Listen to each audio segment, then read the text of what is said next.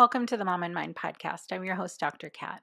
On this episode, I am joined by Ali Marosevic. She is a wife, a mom of two, and entrepreneur living in Los Angeles who found her love of journaling in 2019 after her challenging first postpartum experience, and now wants to help other moms experience the benefits of journaling through her easy to use gratitude and connection journals. In our conversation, she talks about her experience through postpartum depression with her first and how she treated it, how she healed, her experience with medication, and really goes into detail about how journaling helped her and can benefit you if you're somebody who's dealing with postpartum depression and or needs some place to process what's going on for you. As you've heard on this podcast and probably know for yourself, there are many paths to healing, and it's not just one thing that gets people through.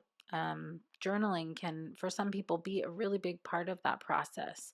And we talk a little bit about the how and the why of that in this episode. So let's jump into it and meet Ali. Welcome, Ali. Thank you so much for being here.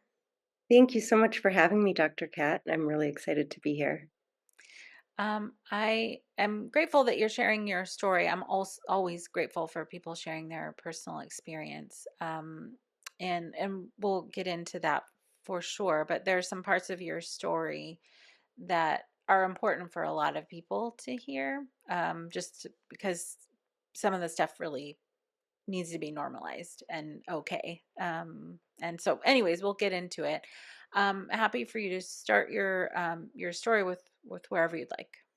Sure. So I guess I'm a Chicagoan. I always like to emphasize that, living here in LA for the past 12 years. Mhm. And while my heart is really in Chicago, it's here in LA that I've gone through, a lot of the big life things, having my two kids and now raising them here, met my husband and Mhm. started my business Blissed, which is we'll get into. Kind of stemmed from a very difficult postpartum experience that I had with my first in Mhm. 2019. Mhm. And having said that, prior to starting Blissed, I worked in the travel industry. And I just kind of like to touch upon this just to show like it's okay to change careers. Like you can have one passion and work in that and then go a completely different way. And I think sometimes people are surprised to hear that I used to be in travel and really Mhm. passionate about travel. And that was really what I was focusing my career on. And now I am in ecom building, a wellness adjacent business. Mhm. Um, and always wanting to be an entrepreneur, like pretty much Mhm. my whole life. Mhm. And just never totally landing on the idea or getting the idea right. I had had a couple businesses or one business prior to starting Blissed, my current company. So glad I tried it out, learned it was not for me, Mhm. and then really found what I feel like is my purpose and my calling, Mhm. um, in my postpartum and motherhood Sure. experience Yeah. now. Sometimes that happens. I mean, I thank Yep. you for speaking to that because a lot of people experience the need for a shift or a change, or even if they stay within their same industry, a shift in how they think or feel about it. Yep. It's right. These are life-changing things. Going through the process to becoming a parent, being a parent, and then having some kind of perinatal mental health thing that you go through just Yeah. shifts you. I absolutely agree. Yeah, some of like my favorite mompreneurs to follow are ones that were like lawyers or doctor, like people who were really in their career path prior to motherhood, and then they went through motherhood and all of a Mhm. sudden they're in a completely different career path. And I love Mhm. those kinds of stories just because I feel like it normalizes like Mhm. everything. Mhm. Yeah, yeah, for sure. All right. So what set you on your path in this phase of life?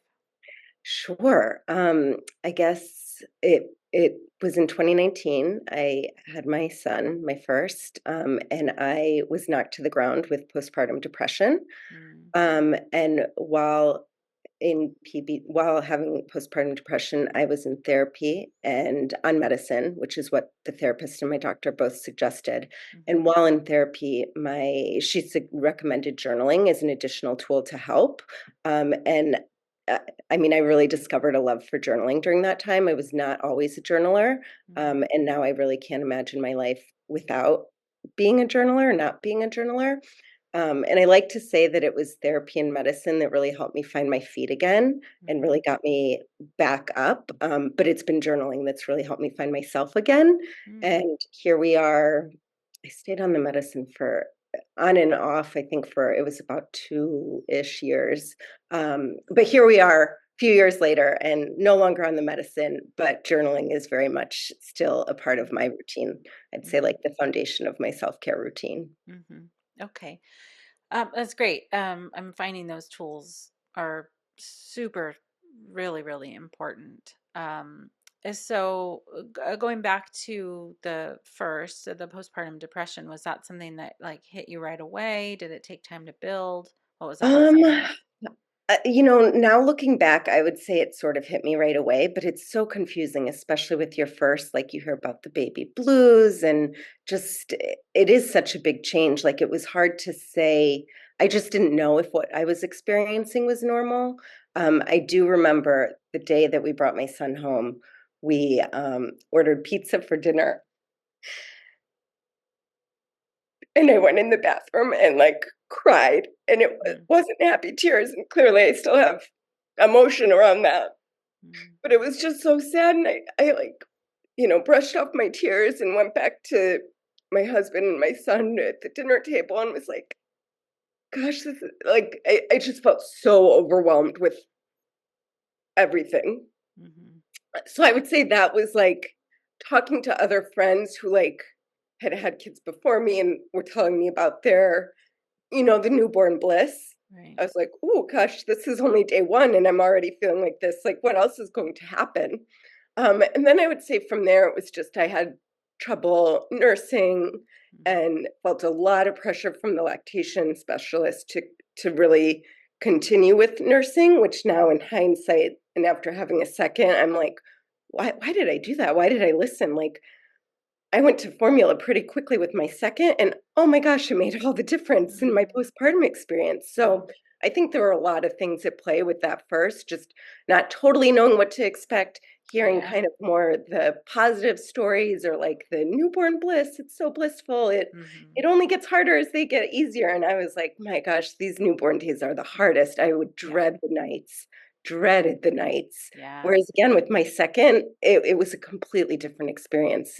Mhm, Um, and so I would say that it was maybe about 5 weeks of feeling like that and not fully knowing, like, asking friends, like, "Is it normal to cry?" And some friends were like, "Yeah, I mean," just not totally knowing what was normal and what mhm, wasn't, but mhm, knowing and it is the newborn days. It's like and I don't remember exactly. I had a friend who did have postpartum experience or postpartum depression, so I turned to her a lot, and she was really helpful. And she's like, "Just mhm, talk to your doctor." Same thing with my husband, same thing with my parents. My dad is a doctor and was like, "Talk to them, like talk." And so then once I did open up to my doctor and I was like, "I'm just not sure if this is normal." Again, it was probably about the 5 or 6 week point. mhm, She had me in literally the very next day. mm. We met, she got me on medicine right away, she gave me a referral for a therapist she thought I would like, um, and I would say from that moment on, within a few weeks of starting therapy and starting the medicine, I did start to feel a lot better. Oh my gosh, that is fantastic. Yeah. I mean that it first of all that you had people who recognize that there's a support that could be beneficial to you and encouraged you to access it. I mean,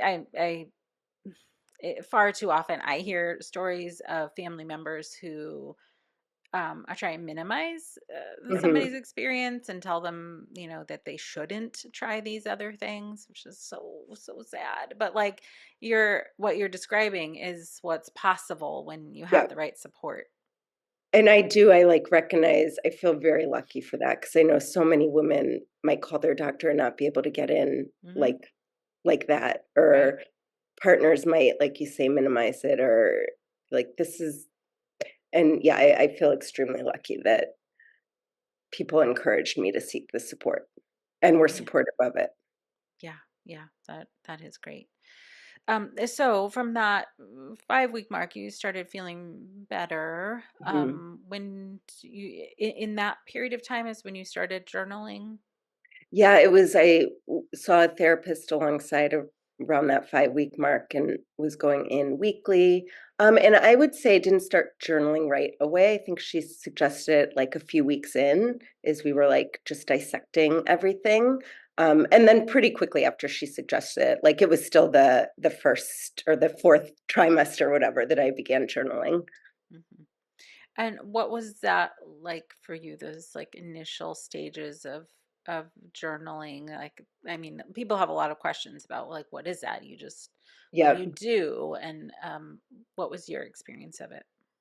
Yeah, I think a little bit overwhelming and those same questions, like, what do I write? I don't, I think it was really like a little bit of overwhelm and not knowing where or how to start. Hmm. And the advice the therapist gave me at the time, I actually really like, and it's something I now say as well. And she's like, journaling can be whatever you want. Like sometimes you might show up to your journaling practice and have a lot to say, and other times you might show up and it might be one or two sentences, or you might, and both of those things are still journaling. It's really just getting, the act of getting whatever is in your head out. And Hmm. sometimes you have more in your head and sometimes you don't. And I like to liken it to working out. Like there are some days I want the yoga class and there are other days I want the weightlifting class. Like it's Hmm. just, I would say somewhat similar. Like no two journaling sessions are going to be the same. So once I started kind of what's the word I'm looking for? Once I started embracing that mentality, it came a lot quicker. And another thing that she really emphasized in for me in particular, was that I just had a lot of running thoughts. And just like my mind is constantly running. And so she was like, the act of just releasing what's in your head is going to help. And it did. And with time, it's like if I'm feeling like really in my head about something or having like thoughts that I don't really want to have, it's like I go to my journal and I write it out, and it is just this like immediate release. Hmm. And it's also helped me learn that many of the thoughts I have, they're not necessarily my own, or they don't define me. Like they're not me. They're Hmm. just thoughts. Hmm. Ooh, that I mean that's super important because that is like a big part of therapy too, is being able Yep. to recognize that. Because right, when you're in your head, especially if you're a deep thinker and you have a flow of thoughts all the time, it's hard to you're just in it. You're just in Hmm. the stew, the soup of it all, and reacting to it Right. too. Yes. Hmm. Yes. Being able to see it outside of yourself um, helps a lot. It really does. And I love that word reactive, because that's actually something I say. I feel a lot less reactive Hmm. in general in my personality and to the thoughts. They don't trigger me in the same way. Like, are you able? I'm kind of skipping ahead a little bit, because I want to hear more of your story and your experience. But is it that you are able to recognize more? Like, if you're having your flow of thoughts, are you able to differentiate? Like, okay, these are thoughts. It's just a thought. Yep, exactly. Mm-hmm. I think just that like little pause Mm-hmm. rather than like giving them more thought. Mm-hmm. Mm-hmm. That's great. Okay, so and we'll come back to journaling in a moment, but in terms of that first postpartum experience, when did you start like feeling back to yourself a bit more? Ooh, that's a great question. I don't know if an answer. I would say it was around the mark that I had to go back to work. At the time I was working a full-time job. So I want to say it was, and I extended my leave a little bit, but I would say it was 4-ish months in, I started feeling more myself and more on Hmm. my feet. Hmm. Um, Like kind of my coming son was back. sleeping, like I Uh-huh. got him on a schedule, which I didn't know to do prior. And I felt like we were in a good flow with that. And I was finding a lot more joy in those days with my son. Mm-hmm. and being with him and everything. Mm-hmm. Mm-hmm. Okay. Um, Great. So, yeah, there's, again, I'm thinking of all the people who suffer for way too long, who could, I mean, 4 months is plenty of time, to be, suffering through this. And if the sooner you get help, the sooner you'll feel better. Yeah. It's like just math. Yeah, I agree. Thinking of, like, when I say that timeline out loud, I'm like, wow, and I don't want to minimize it or anything, but I'm No, like, it it actually in the grand scheme wasn't that long. But when I was in it, it felt like forever. absolutely. Yeah. It does. It does. Especially with those, like you were saying, a lot of people have difficulty at night too, because it can feel Hmm. so lonely, Hmm. and it feels like a whole other task that like your shift never ends. Right. Uh, Right. yeah, Yeah, very true. it's super tough. So, okay, cool. Then you got through that and kept on with the journaling through that Yep. process. And then, what was the medication experience for you? Um, yeah. So the timeline is a little bit hazy, but I wanna say I stayed on it until he was 6 or 7 months old. That's around the time that I stopped nursing. I wasn't fully nursing him, but I was pumping here and there, and, that's when I, like, completely stopped, and then worked with my doctor, kind of weaned off. I was on a pretty low dose of Lexapro, but weaned off what I was on, felt really good, and a few months later, COVID hit. Mm, And my husband and I were both in jobs. I was in the travel industry then, he was in entertainment. We were both in jobs that were really impacted by COVID, and, just, I think COVID impacted so many people, um, and I was fine for a little bit, and then I just slowly noticed, like, my mental health I wasn't feeling like I was. mm-hmm. It felt like it was slipping a little bit more. Sure. So I did end up going back on the medicine Mm-hmm. and stayed on it, through my second pregnancy, Mm-hmm. and through the birth of my daughter until she was maybe about 5, 6 months old. Mm-hmm. Um, Great. What was your mm, pregnancy or postpartum mental health experience during the second pregnancy and postpartum? Oh my gosh, so much different. I mean, a world of difference, and I almost hesitate to share because now I feel like I'm the, the one who, I don't wanna paint it as the blissful newborn experience, but it was a lot different, and I think because I mean, I just had the experience under my belt. I knew what Mm-hmm. to expect, all of that, but the nights I didn't dread, I don't wanna say I looked forward to them, but they weren't isolating and lonely like they were with my son. Um, the days it just everything felt a little bit more, for lack of a better word, easy.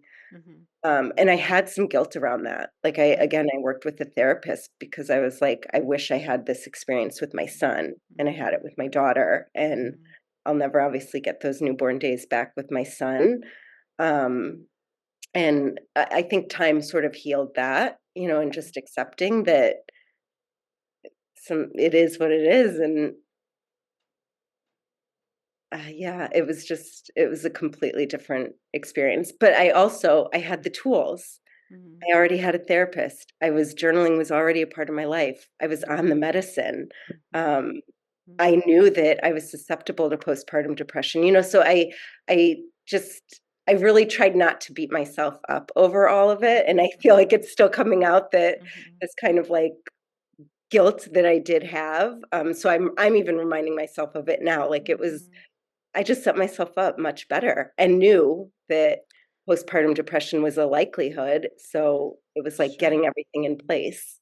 Yeah, that is really, really a difficult experience. Having those like two experiences that felt different. Right. I mean, you couldn't have. it's so much easier to look back on that first time and think, okay, I could have, should have, would have, Right. whatever, all of that stuff, but you couldn't have. Like, Right. how would you have known that that's what was coming in that way? Exactly. Yeah, I find that there's a lot of grief around that, like knowing that it could have been whatever that word Mhm. could have been different the first time. I experienced that between my first and second also, like, oh, that like just missing out on all of that the Yes, first time. exactly. There's just like a kind of a sad, a deep sadness Yep. with that. Like it I would have been nice. I completely agree. And hearing like that, hearing you say that is really healing for me as well. Mm. Oh, You know, the but on the other end, I have friends who didn't have any like postpartum challenges with their first or their second, and then it was their third mm-hmm. that hit them. So it is like you just never know. Um, Right. You don't. It's um there's there, and there's a lot of different factors that play too. There's like your mhm, what's going on in your life, and mhm. the age of your kids, and the stress that in your whatever. And I mean, there's all these different factors come together to make it whatever it ends up being. How are you going to know that Yep, ahead of time? It's like, yeah, you can do preventative stuff like you did with your second. You knew all of these things, which is great, but you also don't know what you don't know. right. And it still could have happened. Hmm. Hmm. Yeah, yeah. Yeah, yeah, for sure. I mean, I guess That's the medicine probably would helped a lot, but yeah, you just never know. Yeah, for sure. It does for a lot of people. And that's why I'm grateful, especially for folks who are sharing their experience of using medication. Of course, it's up to people what they choose to Mhm, do. But in the seat that I sit in, I hear a lot of suffering, and suffering for like for people that could have benefited from starting a medication earlier, but in mhm, part because of their anxiety or the depression actually gets in the way mhm. of trying a medication. And then once they try it, they feel the relief and then feel that like guilt or grief or whatever for the time lost. Yep, So, like hearing real life experiences of how it's been beneficial is just like one of the messages that I hope that people hear. Um, because I mean, there are a lot of things that can be helpful, but if you don't have to feel that way for that long, then let's do that. right. Oh, I absolutely agree. Hmm. But right, it wasn't just one thing. You had medication, you had therapy, you had the journaling, and that was like your. It sounds like the three main things that Yeah, were your bolsters. I'm sure there was other stuff as well. yep. So what was journaling like then through the second postpartum? I would say much more in flow, like with the first, and I guess I didn't go too in depth on the whole journaling with my first, but there was definitely an experimental phase of like finding the right journal and just it, yeah, I would say finding what worked for me in terms of journaling. Mm, And so with my second, I had that all figured out and it was already part of my routine and built mm-hmm, in. mm-hmm, It just made it a lot more in flow. And for me, during that experimental phase, I was using, every single journal. I used a blank notebook. I bought some of the like most popular guided journals on the market, mm, um, and was just sort of experimenting between the two and finding the right balance for myself. And the right balance ended up being kind of a happy medium between a blank notebook and a guided journal. mm. Yeah, that is a good point. I mean, there are a lot of journals out there, which is great. I mean, Yep. everybody needs to figure out what works for them. But I wonder how much that added to the like what's the right way. Yeah. Just because you had to experiment. Yeah. The right way for you, not like there is one right way, but Right. um, mhm, Yeah. I'm trying to put myself back in that headspace. I mhm, think with some of the journals I was using that were guided and that were so strictly guided or like focused on a specific prompt each day or had Mm-hmm. like different like I remember one there's quite a few, but some with like water trackers and all these like I call it extra bells and whistles. If I didn't fill it out, then I felt like a failure. Or there's another one that's like a morning and evening journal. It's like it's a brand that I aspire to. They're doing amazing. So I think I started with that one because everyone's using that one, and I did like the format of it. I felt like it was pretty straightforward and simple. But it's a twice daily journal, morning and evening. No, no. Mm-hmm. So again, it Mm-hmm. kind of spoke to that like failure I was feeling where it was like, Mm-hmm. okay, I did it in the morning. Actually, I'm an evening journaler, but at that time I was doing it in the morning, and then not do it at night. And one, the type A in me couldn't handle the like, oh, I only did one side. And then there's also the like, okay, I can't even like keep up with this. So it definitely did take some time and experimentation. Mm-hmm. And then on the other end of it with the blank notebook, I just felt a little bit overwhelmed, just like that blank page staring back at me, not really knowing, no structure to it. So then I came up with my own format in a blank notebook. And then that format is now at the basis of my journal. Nice, nice. Yeah. So, a combo of yeah. So, what was your magic that worked for you? My magic that worked for me was, again, kind of working with my therapist at that time. The thing that she emphasized was the most important was just like a brain dump. Mm-hmm. Whether or not it was answering a prompt in regards to like how you're feeling or what you're going through, but just really like, I'm feeling anxious today. I don't really know, just really getting out the thoughts on my head. I just call it like emotional dumping. So that was the most important part.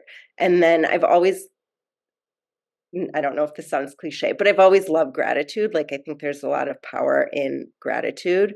Mm-hmm. So I've always kind of like whether or not I was journaling out a gratitude, bullets, I've always sort of thought or spoken about what I'm grateful for. And so then I incorporated that into the next section, like focusing on gratitudes. And then the last section that I really liked was just trying to end on a more uplifting note, and as a nod to like what you're excited about or manifesting. And it could be something small, like I'm excited to go on my walk solo tomorrow. Mm-hmm. The little things. And for me, that was the magic sauce and what covered like the foundations that I was looking for. That's important. You've mentioned that a couple of times in different ways that there not needing to be hard and fast rules about this, that Hmm. there can be flexibility and especially if you're, somebody who wants to figure out the right way or desperately doesn't want Hmm. to feel like this anymore. It can feel like there needs to be some right way, but um, having a structure, but one that you can be flexible with seems pretty important. Yeah, I mean, I found for me, especially as a mom, so important. And the moms, I mean, my journals, I I I would say that like I'm a mom, so I target moms, but the journals aren't necessarily, they're not mom specific, but it's moms who resonate with it. Because as we just chatted about, so many of the journals are a morning or an evening journal or all these extra, like, I'm not going to fill out how much water I drink each day or like Mm-hmm. track my mood or anything. Um, and so that flexibility I felt like was so, so important. Um, in for me, and I hear that from my mom customers. Mm-hmm. The flexibility in Yeah. particular. Yeah. Yeah. Just being able to use the journal. I've built it into my routine, and I think most people do. I think that's how you really, like, with any new habit, like, kind of have to integrate it into somewhere that works more or less consistently in your schedule. But there are those times, like for example, I'm an evening journaler. I've loved journaling before bed. I've built it in to do it like before I read, which I also enjoy doing before bed. But now my son, who's 4.5, is starting to stay up later and later. and it's eating into my wind down time. I mean, he could stay up all night if we let him, but we're almost going to bed at the same time. Uh-huh. And so now I'm like, okay, I think I need to, my journaling practice is now to, I'm starting to journal more in the morning. Mm-hmm. And I needed a journal or journal format that like can follow that Mm-hmm. flexibility, Right. That or that seems change, I guess. important. Right. And to your point, like, right, life changes, Yeah. schedules change, pressures change, your needs change. So, like, that flexibility, man, that's just where it's at. Yeah, I agree. Us moms need it. Yeah, but yeah, for sure. I mean, right, there's any number of things that are gonna like jump in the way of um so to speak, of like a schedule or a routine that you have. Kids get sick or they're whatever, Right. that Yep. kind of stuff. Um, and you were saying before in your own experience, there are ways in which if you didn't do what you thought you needed to do or should be doing, that you've had some guilt about it. Mhm. Um, with the other journals, and yeah, there's a lot of opportunity to feel guilt too. Yeah. Yeah. So why not build flexibility in? And, like, us moms just have so much on our there's, like, mom guilt galore already, like, we don't wanna add to that. Right. There's a million flavors of it Yes, too. It can yeah, show up in so exactly. many ways, for sure. So yeah, what on the days where you don't have a lot of time to Mhm. dedicate or whatever stuff is just in the way, how do you navigate that? I guess one thing I should emphasize is that, even as the founder of a journaling company and someone who really loves journaling, I don't do it every day. Mhm. It's on average, I do it like 4 to 5 times a week. Mhm. Um, and again, like there are times where I fall off the practice, similar to working out or eating Mhm. well, like kids are Sure. sick or vacation or Mhm. summer, like summer break or whatever. There are definitely times where I'm not as consistent about it as I usually am, but I notice. I notice Mhm. the thoughts spin more. I Mm. get triggered more easily. I am more impatient with my kids or less Mhm. patient with my kids. Mhm. Um, and so then knowing all that, it's like I get back right into it pretty quickly because I Mhm. know how it makes me feel. And one other thing I don't think I've mentioned is that my journaling practice is 5 minutes. Mm. It's really not a huge time intensive thing. There's for sure time and a place for those like 20-minute deep dive answering a journaling prompt type of sessions, but that's not my day in and my day out. My regular practice is really a 5-minute thing going through these sections. So I find time wise, once once I found where it worked in my schedule and had the desire to, it takes any new skill or habit takes like a dedication and a desire to build it in. I find that it was somewhat seamless. Mhm. Yeah, that's super important, right? Because I think the word journaling in itself can feel intimidating if you Yeah, feel like, oh my gosh, I got to sit down for an hour and like, or whatever right. preconceived notions there are about what that means. It can be, and the way that it works for you and benefits you is almost like a pressure valve. Like it just releases something every day so that there's no buildup. You're not like Yep, blowing up at some point, yep, figuratively, um, at some later date. 100%. Yeah, I mean, I like that wording. It really is. Uh, like I think we as people need that in so many different ways because there are sneaky ways that those pressures build up, and I don't know if in your practice you um like once you start getting into it, you're like, oh right, or like something occurs to you that was something bothersome or something that Yep. upset you, and you yourself are reminded of it. Yeah, no, definitely. I've, like, learned a lot about, I mean, myself, Hmm. but just kind of what triggers me and when I get triggered and, then it's just that awareness as well, and then taking that awareness into, your daily life. Hmm. It's right. I mean, you're hanging out with you for the whole time, Yeah, so yeah. for forever. So, it makes sense to take that time for yourself and just get Mm. acquainted with what's going on in there. But one other thing I should mention, I consider myself a highly sensitive person. Hmm. And so I think I carry a lot of emotional baggage that actually isn't mine.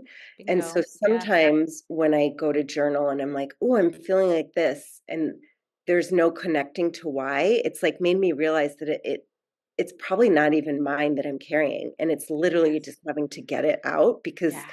that physical release, it's not mine. Hmm. Um, that's been also very helpful. And the reason I want to say that is because if any other moms listening identify as highly sensitive, they might show up and be like, oh, I'm feeling whatever they're feeling, and then maybe get in their head about why they can't connect to why they're feeling like that. And Hmm. so I just want to take note that it might not even be their own feeling or emotion that they're carrying with them. And that hopefully just that act of writing it out will release it. That's a fantastic point and very, very, very real. Like that happens so much Yeah. for us spongy folks. Um, Yeah. I'm spongy, yes. just like, right. It's true, right? Especially if you're highly sensitive and you're responding to something and it's not yours, you might take it on as being Right. like if you it hasn't occurred to you that it's not yours, you'd be carrying around some guilt too around something that doesn't even belong to you. Exactly. Like, Hmm. where's this coming from and why? Hmm. Or, yep. Right, right, right. We'll go Yeah. on an Yeah. investigative journey, uh, Yes. and then just feel bad at the end. Oh, this is super powerful. What you're describing and the benefit, the ratio of like time to benefit. It's not that much time for how Yep. much benefit you get out of it. I completely agree. Yeah, and that's what I'm hoping to like change because I think to your point earlier, I think there is this idea that journaling is, you have to sit down for 25 minutes. And again, for some people it is that. For Hmm. most moms I talk to, like we don't have the time for that. And when we do, great, but like on Hmm. the day to day, that's likely not Hmm. um what we want. So Hmm. yeah, it really can be the 5 minutes. I think at least 3 times a week, four if you can swing it to really Hmm. start to, and you have to stay consistent. Like, I do think that you'll likely feel a tad bit better after your first journaling session because you're literally just releasing something. But I Hmm. think with time and consistency, that's when you really start to notice the Hmm. difference on how you feel inwards. And Hmm. then it starts to show up outwards as well. Yeah, for sure. I mean, sort of therapeutically from a like my perspective as a therapist, um, one of the things I think is also a benefit is that, especially for deep thinkers who have an overwhelm of thoughts, you cannot possibly write as fast as you think, so it slows you down too. Hmm. It to drop down a little bit more even into an emotional state you're having, or to leave a little bit more space for validation and for just noticing that you can't Hmm. do when you're like going quickly in your head. Yep, that's so true. And I've noticed that just Hmm. like, yep. Yeah, there's a lot of there's a lot of benefits, and so I'm glad that you've found something that works for you, and it sounds like works for a lot of people. Yeah, I think and it isn't for everyone. Like some people Mhm. just don't have an interest, but those that do, um, I hope that they give it a shot. Great. So what would you really love for people to know about journaling, like a take home if they hear nothing else? Um, I would love people to know that it's a really simple and accessible tool as part of a self-care routine. You don't even need like it's free. You could just Mm-hmm. grab, well, the cost of a notebook. You could just grab a notebook. You don't need the fancy journal if you don't want one. I do think having like a journal that you like and look forward to writing in is Mm-hmm. helpful, but Totally. that's where, the beauty of choice comes in. Hmm. Um, and for me, I think one thing that I've really learned in just motherhood in general, when I think about my self-care practice, is pre-kids, it was, the manicures, the facials, the massages. And while those are still so amazing and lovely, I am definitely focused on the tools that make me feel good from the inside first, rather from the outside. Um, and for me, that's journaling. And it really can be a simple practice. You don't need to do it every day. You do need to stay consistent with it for the most part. But yeah, it doesn't need to be an everyday thing. It can be simple, 5 minutes. And with time, you'll start to feel the results. Beautiful. Thank you so much for sharing your story and your journey and your experience, and for now giving something to other moms that can help them. Thank you so much for having me, Dr. Kat. I really appreciate this opportunity. To learn more about what Allie's talked about today, go to blissed.co, BLISSD.co, or find her on Instagram at blissed.co. Thank you so much for joining me on this episode of Mom in Mind. Until next time.